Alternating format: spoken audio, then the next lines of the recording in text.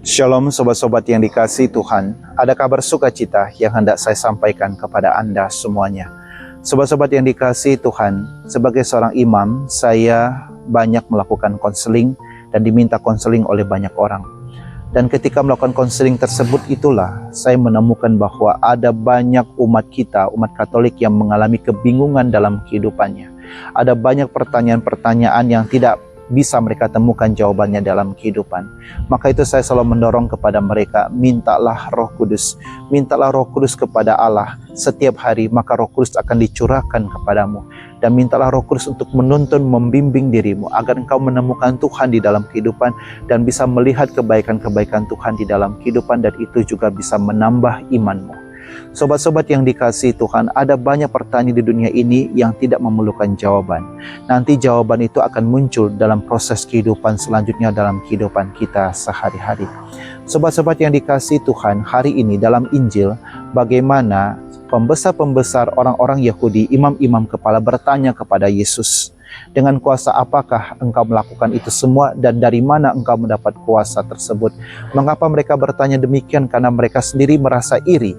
Mereka tidak mampu melakukan seperti apa yang Tuhan Yesus lakukan, menyembuhkan orang sakit, memulihkan banyak orang, membangkitkan orang mati, menggandakan roti. Mereka tidak mampu. Maka itu perasaan iri itu muncul, dan dari perasaan iri itulah muncul pertanyaan yang mereka tanyakan kepada Tuhan Yesus.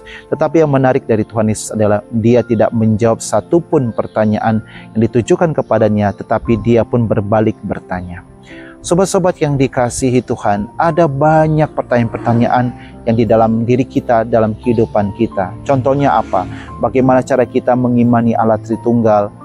Meskipun para teolog, papa-papa gereja sudah memberikan banyak jawaban yang sungguh-sungguh meyakinkan, tetapi kadang-kadang dari mereka yang masih meragukan tentang Allah Tritunggal, maka itu tetap selalu ada pertanyaan-pertanyaan. Maka itu ada banyak pertanyaan-pertanyaan di dunia ini yang kadang-kadang pada saat itu tidak perlu jawaban, tetapi dalam perjalanan dalam kehidupan akan menemukan jawabannya di dalam kehidupan. Orang-orang yang mengalami musibah, yang mengalami kebakaran, harta bendanya habis semua, tentu kadang-kadang bertanya, mengapa Tuhan saya mengalami itu semua? Dan pada saat itu tentu tidak akan mendapat jawaban. Tetapi dalam perjalanan akan menemukan jawabannya di dalam kehidupannya. Ketika saya kecelakaan tanggal 3 Oktober 2004, saya sendiri mengatakan dan saya bertanya, kenapa saya harus mengalami itu semua? Tetapi dalam proses perjalanan, ketika saya mengalami proses perjalanan, dan akhirnya saya menemukan bahwa tanggal 3 Oktober 2004 saya mengalami kecelakaan itulah adalah awal dari proses panggilan saya. Dan itu saya bisa jadikan sebagai bahan khotbah untuk memotivasi banyak orang.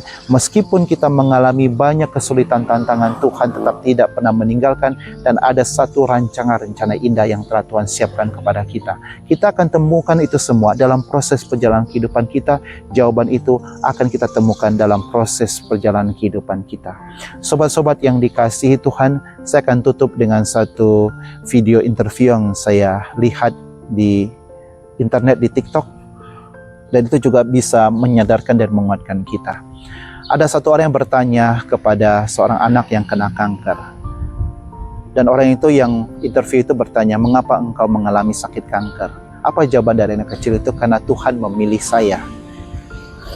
Yang interview kaget. Pertanyaannya, mengapa Tuhan harus memilih dirimu? Dan apa jawaban dari penyakit kanker itu? Orang yang mengalami penyakit kanker itu, karena saya spesial, karena saya istimewa, dan saya khusus.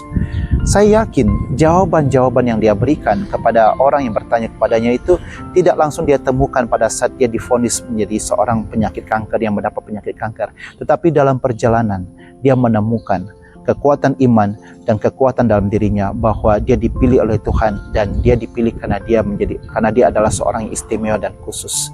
Sobat-sobat yang dikasihi Tuhan, belajar dari anak kecil ini, jawaban-jawaban yang dalam pikiran kita, dalam hati kita, tidak perlu jawabannya pada pertanyaan-pertanyaan yang dalam diri kita pada saat ini, tidak perlu jawaban pada saat ini. Tetapi dengan bantuan Roh Kudus, kita akan dituntun, dibimbing, akan menemukan jawaban-jawaban dalam proses perjalanan kehidupan kita. Shalom, Tuhan memberkati Anda semuanya.